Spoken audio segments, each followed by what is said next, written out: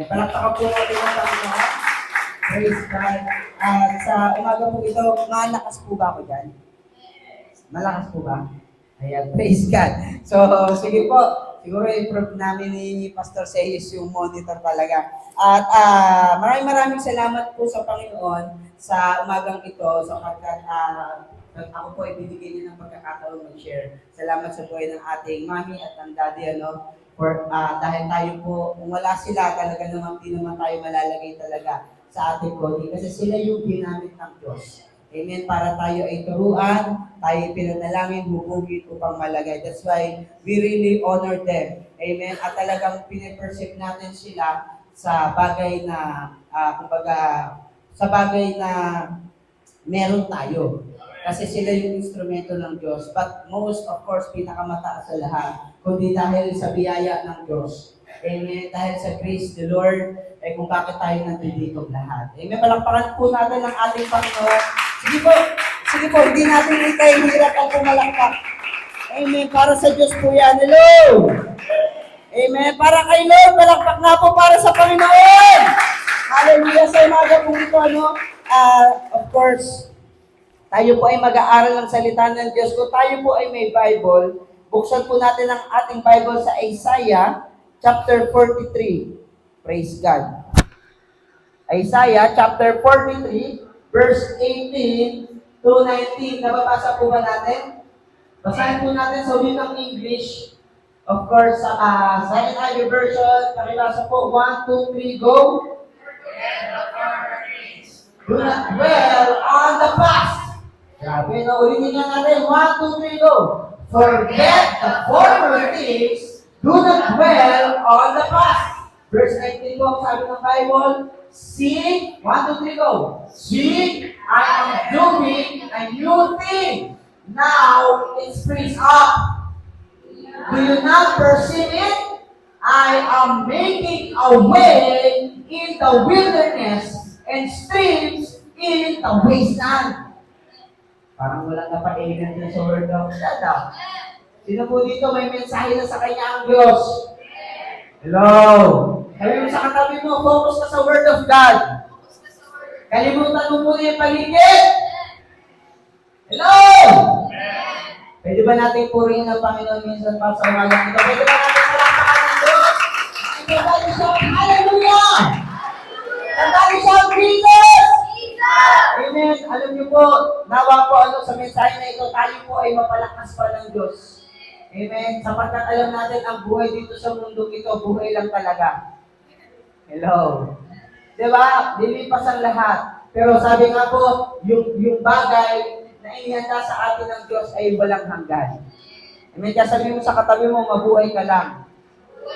At pag mabuhay ka para sa Diyos. Amen. Hello. So, umaga po ito ang ating po pag-uusapan na ipapamagatan po natin. Pakibasa po. 1, 2, 3, go. Sige po, pakibasa po. 1, 2, 3, go. Forget the former things. Stepping into your new season. Palakpakan natin si Lord. Amen. Sabi mo nga new season. Stepping in. Amen. Hindi lamang kasabay ng paglipat natin, Sabi mo nga sa katabi mo, tumatapak ka na. Nakatapak ka na sa promise land ng Diyos. Mga kapatid, CGCF, JTG Church, pakinig po tayo. Yung paglipat natin sa church na ito ay simbolo. Hello! Ang paglipat natin sa church na ito ay simbolo ng mga bagay na bago gagawin pa ng Diyos sa buhay mo. Hello! Hello! Kailangan natin makita na may mga bagong bagay pang gagawin ng Diyos. Kailangan natin makita na may mga bagong bagay pa na gagawin ng Diyos. Na hindi ito katapusan. Kundi ito ay simula ng mga mas dakilang bagay pa. Sabi mo sa katabi mo, pag hindi ka na ng palataya, umuwi kang walang tinanggap. Hello? Sabi mo sa katabi mo, pag hindi ka na ng palataya, uuwi ka ng walang tinanggap. Kaya sa umagang ito, saluhin natin ang bawat salita ng ating Panginoon. Mga kapatid, lagi natin iisipin na ang Diyos ay laging naghahanda ng mga bagong bagay para sa kanyang mga tao.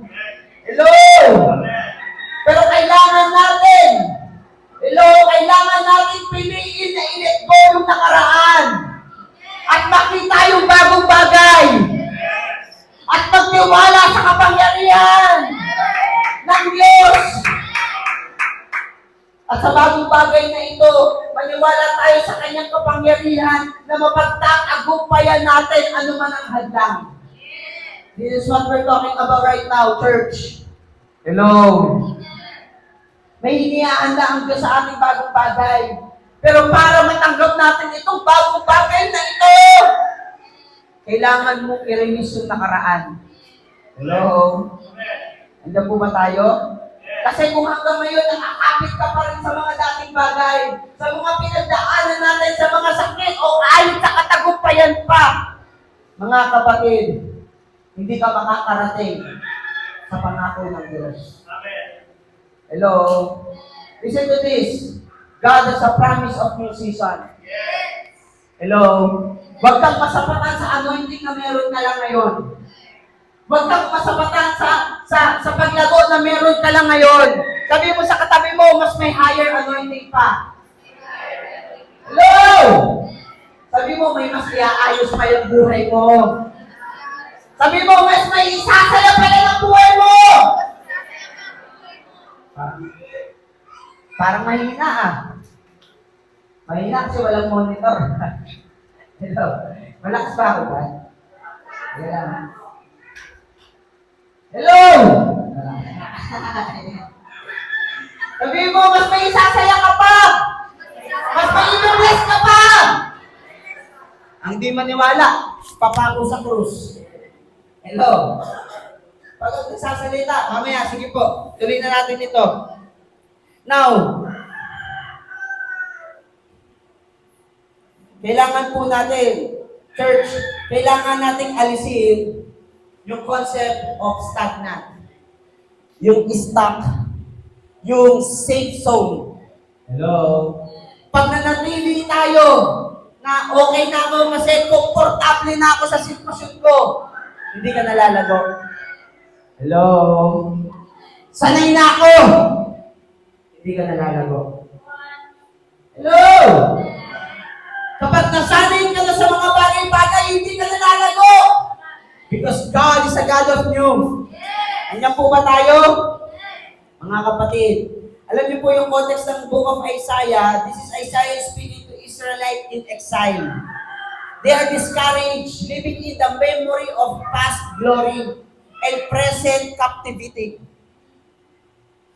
Nakita nila kung paano sila pinaguran ng Diyos. Pero ang nangyari, na-exile sila at sila ay naging captive. Hello?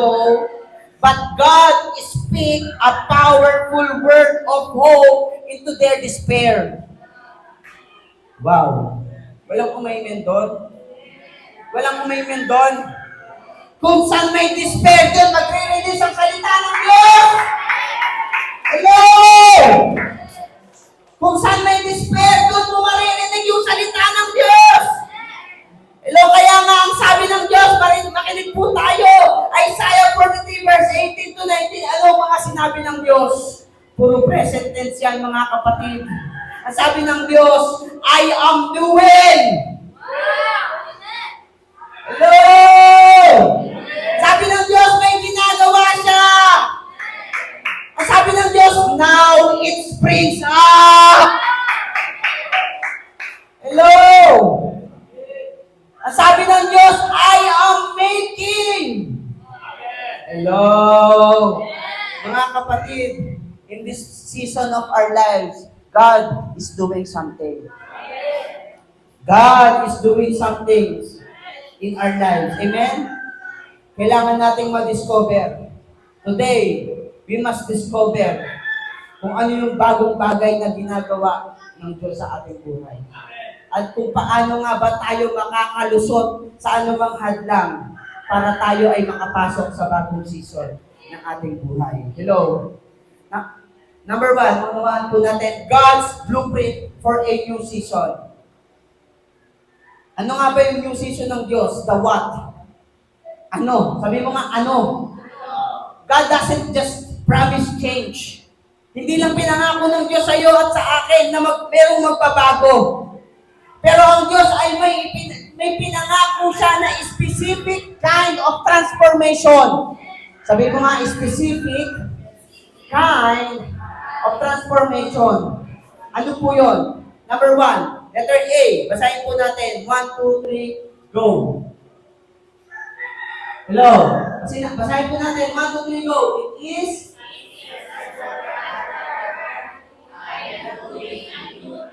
sabi mo nga, supernatural work. May specific na babaguhin ang Diyos sa church na ito. Meron pang specific na babaguhin ang Diyos sa buhay mo. Sabihin mo, in the season of your life, you will experience supernatural work of God. Hallelujah! Yung mga hindi mo pa nararanasan, mararanasan mo na. Mga himala. Hello! Mga pagpapala. Tatlo lang yung magkakaroon nun. Tatlo lang yung nag-claim eh. Sabi mo, amen. Kung pwede nga lang, akin na lang, akin. Kaya lang, bawal selfish, kaya amen. Hello! Sabi mo, amen. God is doing a new thing.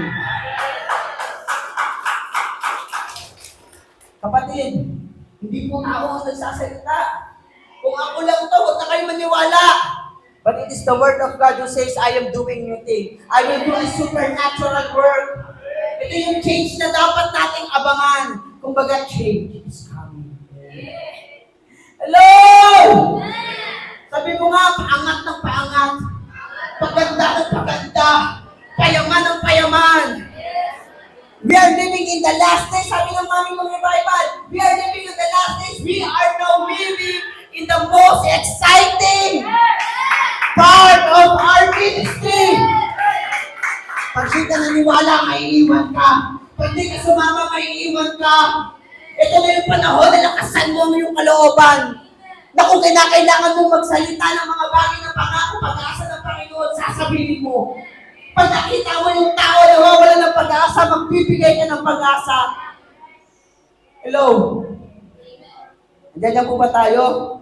This isn't self-help or positive thinking. Hindi lang ito pagpo-comfort sa ating sarili, but this is divine intervention. Remember, you are not the one who will do it. God is the one who says, I am doing new things. Hindi ikaw ang nagsabing gagawa ng bagong bagay. Hindi naman talaga tayo. Ang Diyos ang gagawa ng bagong bagay. Hindi natin ang salita ng Diyos. It is not I, it is not we, but it is God who says, I will do new things. It is God initiated and God power. Letter B. It is a present reality. Wala naman talaga tayong luha. Wala naman talaga tayong building. Wala tayong pambili. Pero eto na yun! Kung ginawa ng Diyos sa building na ito, kaya niyang gawin sa buhay mo. Building lang to. Hindi namatay si Kristo para sa building. Namatay siya para sa iyo. Namatay siya para sa atin. This is now our reality. Sabi ng Diyos, now it springs up. Sabi mo nga sa katabi mo, nagmamanifest na. Sabi mo sa katabi mo, kailangan magmanifest yan sa buhay mo. Tapitin mo, magmamanifest yan sa buhay mo. Hello? It is not just a future hope. It is breaking into our present. Sabi mo sa katabi mo, sabi mo sa katabi mo, mag-aminan tayo. Sabi mo sa katabi mo, sige, mag-aminan tayo. Hindi ka naman ganyan dati, di ba? Hindi ka naman believer. Hello? Sa totoo lang, wala ka naman masyadong pakialam sa Lord. Sabi mo sa katabi mo, katunayan yan na may ginawa na ang Diyos sa buhay mo. Makinig po tayo. Sasabihin ko to ng mahinahon, pero makinig po tayo. Bibitawan ko to ng mahinahon, pero makinig po tayo. Pag binasa niyo po yung Isaiah 43, verse 18 to 20. Ang sabi po, God, sabi niya, now it springs up. Hello? It is a present reality. Listen to this, my brother and sister. The question is not, will it happen? Hello? The question is not, will it happen? But the question is, do you perceive it? Hello? The question is, do you perceive it? Mga kapatid, God is doing something new today. It is our present. The question is not, it will happen, but the question is, do you perceive it? Listen to this. Kailangan mong makita ang ginagawa ng Diyos. Hello! Alam niyo po, nung inaaral ko ito, sabi ko po ang tindi nito. Hello! Kasi ang katotohanan, may ginagawa na ang Diyos. Pero kailangan mong makita. At maraming dahilan kung bakit di natin nakikita. Kasi minsan iba yung ating tinitingnan. Hello? Marami tayong nakikita. Mga issue natin sa buhay. Kulang kasi ako. Magsalanan kasi ako. Hello? Hindi ako karapat-dapat. Mahina kasi ako. Hindi ako marunong. Hello? Yung church kasi namin. Yung friend ko kasi hindi na umaattend. Hello? Yung pastor ko kasi, si sister kasi, si brother kasi, si bossing kasi, yung katrabaho ko kasi. Hello? Nandiyan po ba tayo?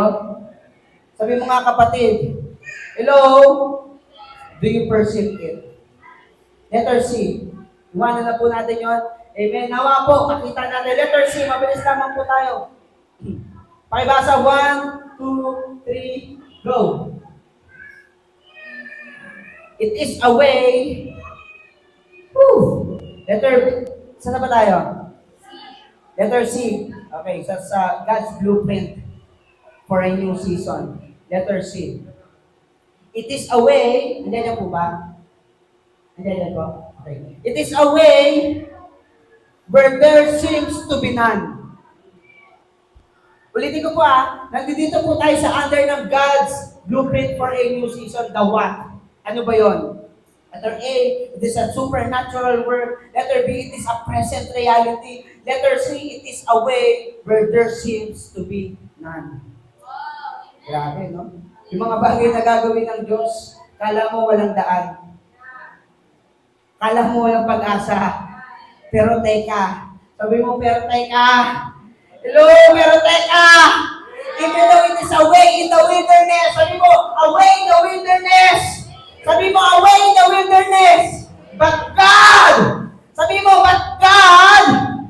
Sabi mo, but God is specialized in impossible. Palakpakan po natin si Lord.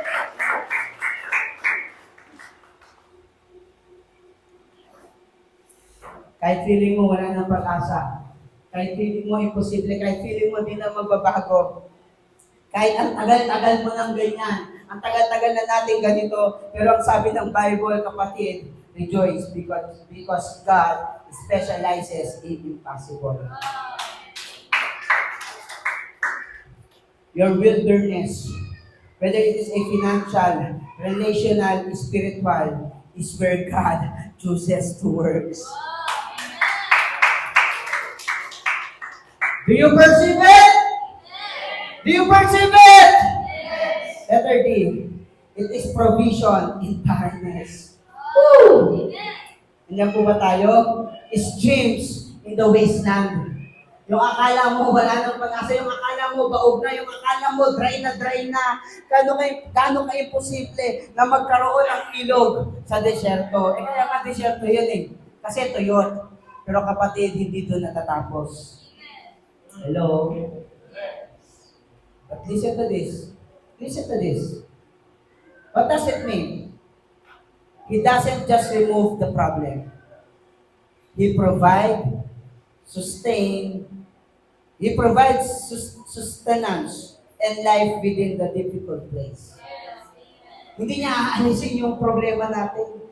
Hindi niya aalisin yung mga bagay na pagsubok natin. Pero magpo-provide siya para masustain ka at ang buhay mo doon sa mahirap na sitwasyon na yun. Sabi ng Bible, magtatagumpay ka. Kapatid, listen to this. Hindi mawawala yung struggle. Mawala man yung isa, may papalit na isa. Hindi mawawala ang pagsubok. Mawawala yung isa, mapagtagumpayin mo yung isa, pero may papalit na bagong pagsubok. Pero ang sabi ng Bible, kapag nakita natin yung mga bagay na ginagawa ng Diyos, magtatagumpay ka. Sabi mo nga, magtatagumpay ka. Magtatagumpay ka in a difficult place. Hello! Hello!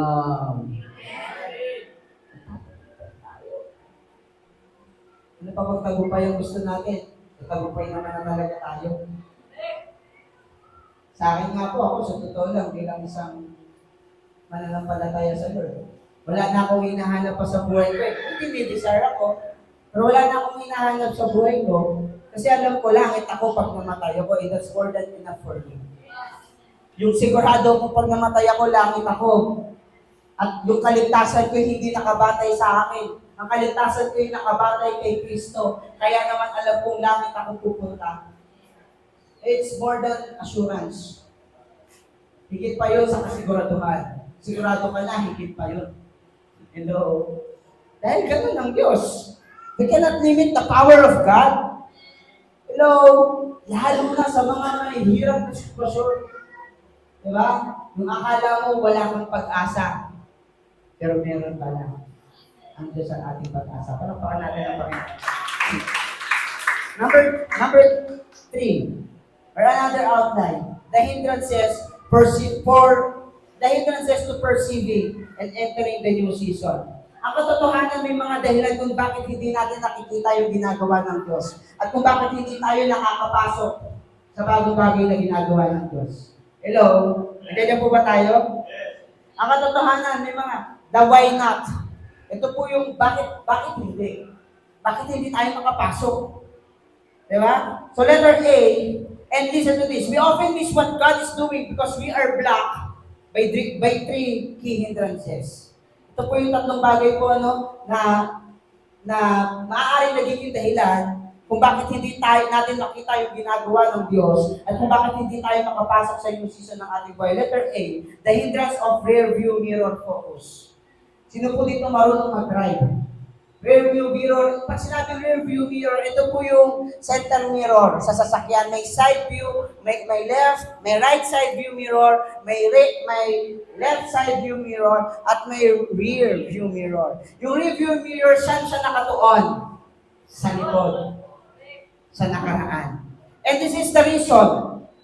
Diba? One of the hindrances, bakit hindi mo makita yung ginagawa ng Diyos ngayon? Because of our past. Hindi fast. Past. Not so fast. Past. Hello, past. Sabi mo, past. Nakaraan. Diba? Ano sabi ng Diyos sa kanyang mga salita? Kalimutan natin yung mga dating bagay.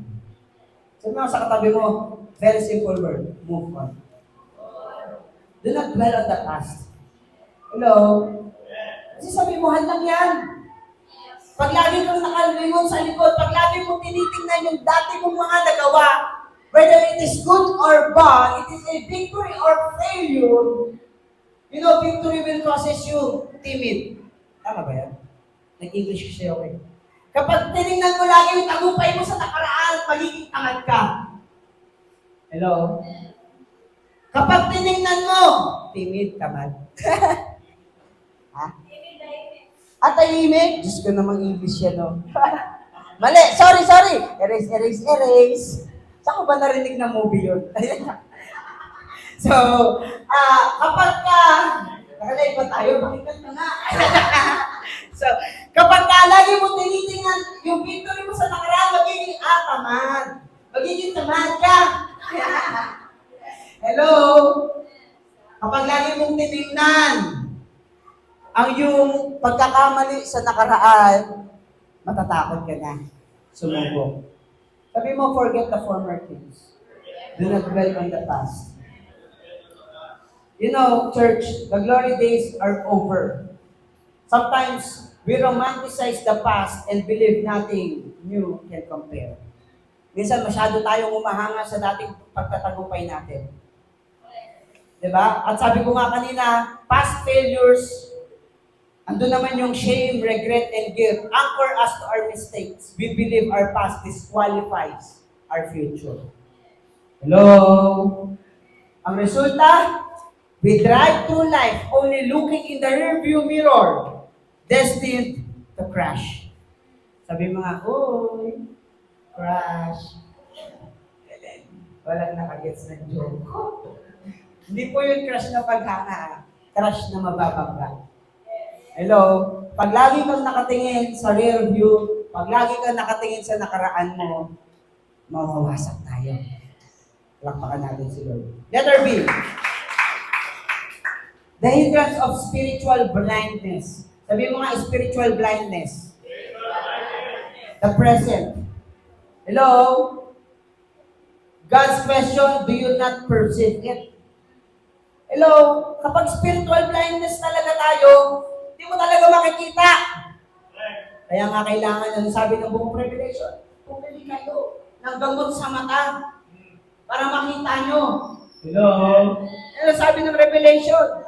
Now, natural vision versus spiritual perception. We look at our circumstances with what? Paano ka ba tumitingin sa mga nangyayari sa buhay mo ngayon? With the natural eyes and see only wilderness. Kapag ikaw tumingin ka lang sa mata natin na natural na mata, yung mata lang natin, a fleshly eyes, ang makikita mo puro wilderness. We lack the faith to see the way God is making. Hello? Kaya kapansin mo sarili mo. Pag puro negatibo nakikita mo, wala, hindi yan matatapos. Hindi yan matatapos yung church na yan.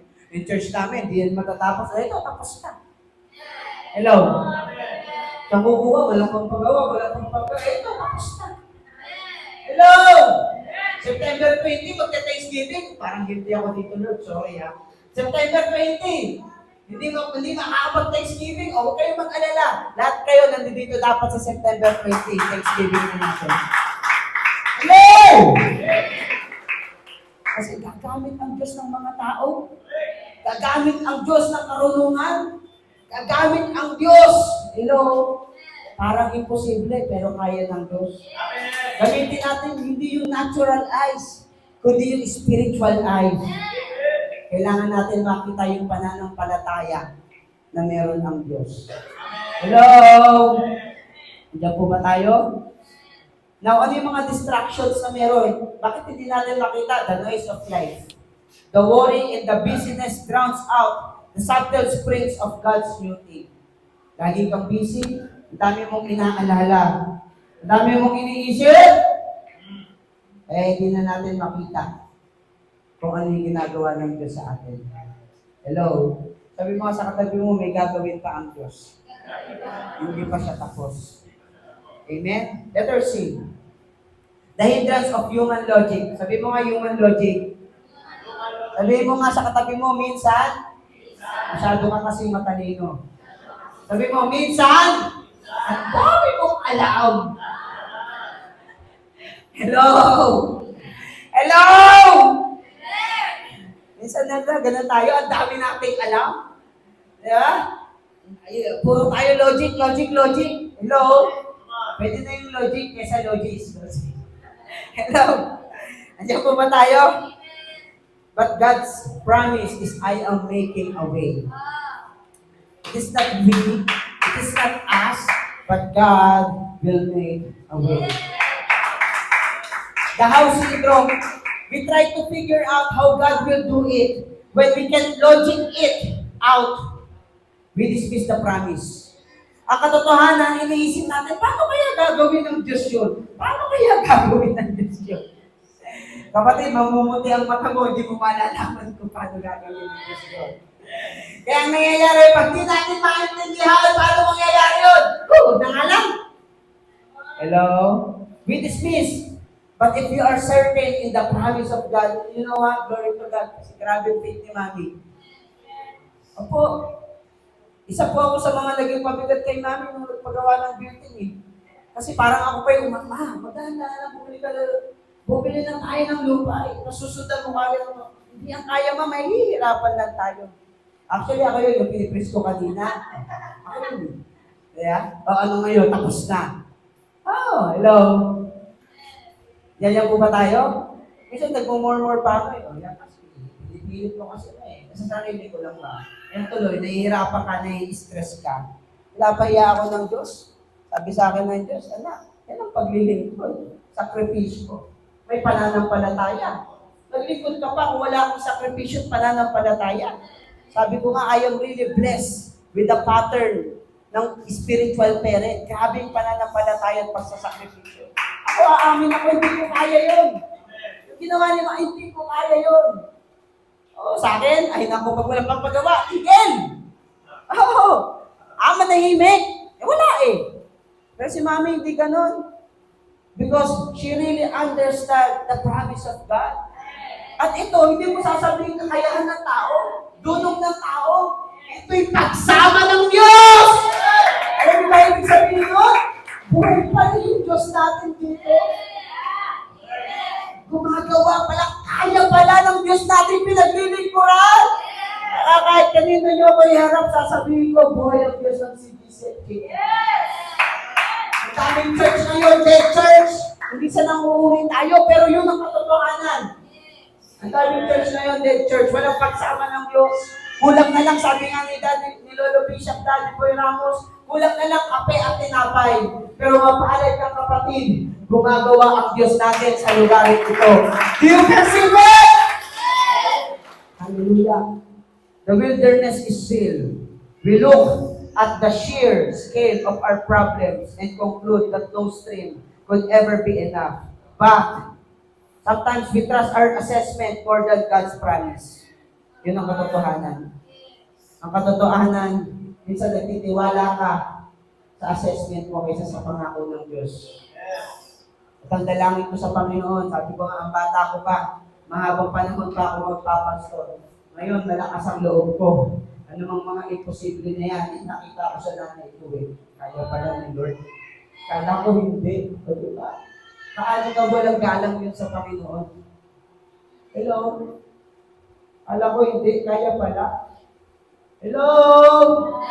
Sabi mo nga sa katabi mo, magkaroon ka naman ng belief sa Diyos mo. Hindi nagmumukmuk tayo. Na para bagang walang kapangyarihan, walang kakayahan ng Diyos natin. Hello? Ano ba pinaproblema natin? Hindi tayo makahanap ng trabaho? Hello? Financial problem? Relational problem? Ano ba yung mga specific kanina? Diba? Material? Name it! Ayan ang Diyos yan. Palakpakan natin ang Panginoon. Number 4, how to deal with the hindrances. The how. Ito yung mga hindrances eh. Paano natin i-deal yan? Mabilis na lamang po ako, nakailang minutes na ba ako? 23. Ha?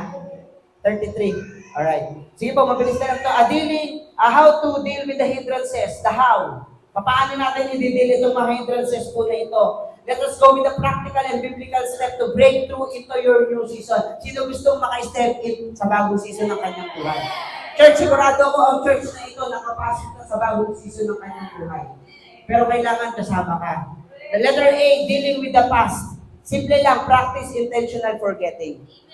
Kailangan intention mong makalimot. Sabi mo nga, intention mong makalimot. This is not amnesia, it is a spiritual discipline. Alam mo, hindi ka makapagpatawad hanggang ngayon. Alam mo, kung hindi ka makapagpatawad hanggang ngayon, kung may mga bagay kang hindi mapatawad sa sarili mo, kung may mga bagay na hindi ka na nagawa mo sa nakaraan, pero dala-dala mo pa rin sa sarili mo, magiging bigatin mo yan. At babagal ang lakad mo. Kaya bumabagal ang lakad natin at hindi tayo nakakapasok agad sa new season ng buhay. Kasi may mga pitbitin tayo. Hello? Listen to this. Number 1, in letter A, celebrate and release. Thank God for the past, but don't build a monument there. Philippians chapter 3, verse 13 to 14. Ano ang sabi ni Apostle Paul? Sa Philippians 3, verse 13 to 14. Sabi niya, mga kapatid, hindi ko sinasabing na abot ko na ang ganap na buhay. Ngunit ito ang ginagawa ko ngayon. Kinakalimutan ko na ang nakaraan at pinagsisikapan ko makamtan ang nasina. Sabi mo may bago. May bago bagay na gagawin si Lord. Forgetting what is behind. Sabi mo, celebrate and release. Kung may mga achievement tayo, magsaya tayo. Pero i-release na natin. Kasi may bagong bagay. Number 2, repent and receive forgiveness. Sabi mo nga, repent and receive forgiveness. For past failures, truly repent, accept God's forgiveness, and refuse to pick the guilt back up. Hello? Kung sa isang damukmuk, hello? Sa isang damukal, ano man ang bagay na nagawa natin, sabi ng 1 John 1:9. Sige po, basahin natin. 1 John 1:9. Sabi niya, ngunit kung ipinagtatapat natin sa Diyos ang ating mga kasalanan, maaasahan natin patatawarin niya ang ating mga kasalanan at lilinisin tayo sa lahat ng uri ng kasamaan. Dahil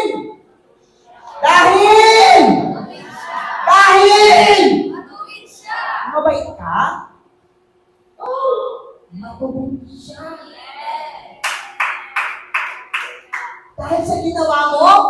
Hindi! Matuwid siya!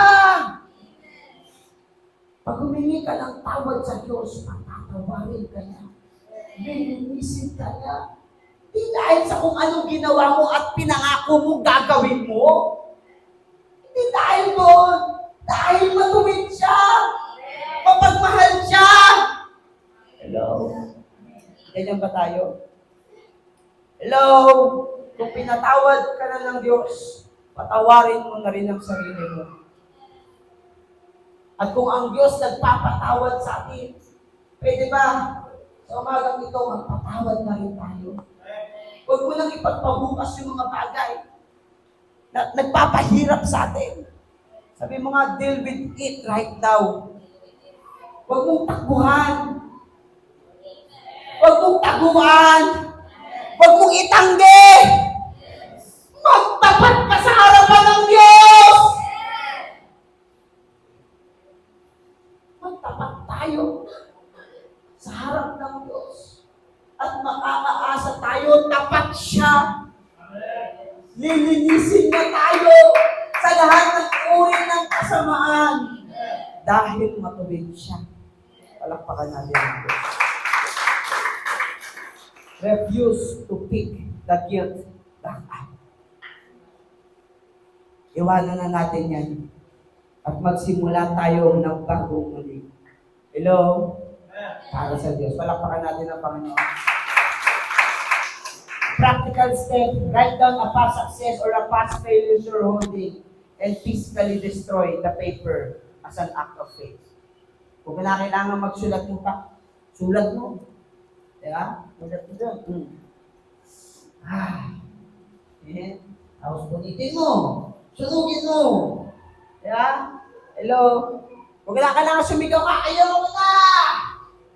Gawin mo. Hello! Diyan po ba tayo? Palakpakan natin ang ating Panginoon. Letter B, dealing with present. Cultivate spiritual perception. Sabi mo nga, cultivate spiritual perception. Number 1, ask God for eyes to see. Kung di mo makita, humingi ka ng mata. Sa Diyos na makita natin. Pray the prayer of Elisha. Kilala niyo po si Elisha? Sabi ni Elisha, open my eyes, Lord, that I may see. 2 Kings chapter 6, verse 17. Sabi ng Bible, nga, basahin nga natin yan. Sabi niya, and Elisha prayed, open his eyes, Lord, so that he may see. Then the Lord opened the servant's eye and looked and saw the hills full of horses and chariots of fire all around Elisha. Manalangin tayo sa Diyos. Lord, buksan mo. Diba? Ano nga yung isang awitin na yan? Ah, yung, alin sa kata, open up my eyes to the things unseen. Diba? Ano ba yung nakakata nyo? Ha? Open the eyes of my heart, Lord. Yes, ako! Woo! Can you feel the groove? Yeah! Open the eyes of my... Hello! Panalangin natin kay Lord. Para hindi tayo bubulag-bulag. Nagkakahimanaan na sa loob ng church ka, wala ka pa rin testimony. Yes, amen. That's great. Yes, amen. Ooh, that's good. Yes, amen. Wow, that's nice. Hello! Nagkakahimalaan na? Hello? Iba, nagka-testimony, binago ako ng Diyos. Dati akong ganito. Di ba ngayon? Ito na ako ngayon. Hello? Yan po ba tayo? Dati wala ako nito. Ngayon, meron na. Hello? Yan po ba tayo? Nagkakahimalaan na eh. Wala pa rin tayo makita. Number 2. Number 1, ask God to open our eyes. Pray. The prayer of Elijah. Number 2, look for the springs. Sabi mo nga, maghanap ka ng spring. Hello? Sabi mo nga, maghanap ka ng springs. Diba? Ano yung hahanapin natin? Look for the small sign of God's new work. A new opportunity, a renewed sense of peace, a divine connection. Hanapin mo lagi yung bagong bagay. Alam mo yun? Na, uy, ginawa yun ng Diyos, ipagpapasalamat ko. Hello? Andiyan po ba tayo? Hello? Action step. Each day this week, write down a spring or one way you perceive God working, no matter how small. Diba? Kung gusto nating makita yung mga ginagawa ng Diyos, sulat mo. Diba? Oh, ito, ginawa ng Diyos. Kahit gano, ito, muntik na nakatulog ako. Buti na lang, nagising ako. Kasi kung hindi, nakasalang yung piniprito ko. Umapoy na sana. Protection ng Diyos. Hello? Diyan po ba tayo? Hello? Yun yun eh. Dahil sa nagising ka, nakatulog ka, nagising ka, hindi nasunog. Hello? Diyan po ba tayo? Next, letter C. Dealing with the future. Ayun na po, pinatay na po ako ng mic. Hello ba ito? Hello? Check. Hello, yeah. Praise. Letter C, dealing with the future. Choose trust over logic. Remember his, listen to this. Sabi mo nga, choose trust over logic. Letter C, point 1. Remember his resume. Sabi mo nga, remember his resume. Recall what God has done for you. And in the Bible, if He could part the Red Sea, He can handle your problem. Kung ang Diyos, nahati nga yung pulang dagat sa dalawa, pagpasaway ka, mahahati ka rin ni Lord. Ay, hindi pala. Ano ba yun? Sorry. Ha? Ano ba explanation doon? Sorry. Ano ba yun? Kung nahati nga ng Diyos para makadaan yung mga Israelite, kaya gawa ng paraan ng Diyos yan. Ano ba yung problema mo na yan? At ang lungkot-lungkot mo? Ano ba ang problema mo na yan? At parang ang bigat-bigat mo, hindi ka makamiti. Hello? Ano bang mga pinagdadaanan natin? At tayo'y struggle. Hindi ko sinasabi, huwag tayo mag-struggle, hindi ko sinasabi yun. Pero ang sinasabi ko sa kabila, in a difficult place, remember his resume. Kahit paano kahirap yung pinagdadaanan, may pag-asa. Alapakan natin ang pag-asa. Number 2, sabi mo nga, embrace the mystery. Grabe. Hindi lahat alam natin. At hindi ang lahat dapat nating malaman. Because sometimes, we just need to know. We just have to know who. Hello? Sometimes, ulitin ko po, we don't have to know how. We just have to know who. Grabe. Minsan din na natin kailangang alamin, paano gagawin ng Diyos? Sapat na alam natin na ang Diyos ang gagawa. Hello!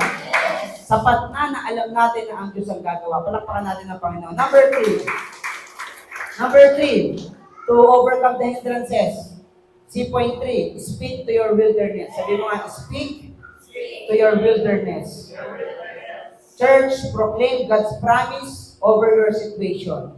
God is making a way in the wilderness. Identify our biggest wilderness area and speak Isaiah 43:19. Over it aloud every morning to speak. Hello? Lord, nandito ko mabayaran, Lord. Speak mo, Isaiah 43:19.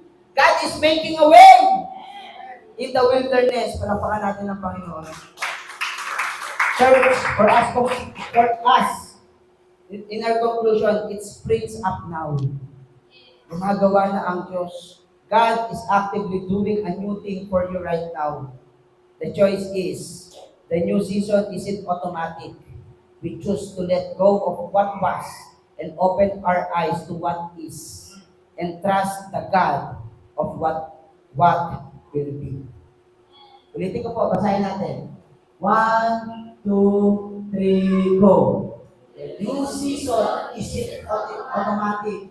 We choose to let go of what was, open our eyes to what is, and trust the God of what will be. Pangalan mo kami namin. Kaya tawagin ko po ang ating mami.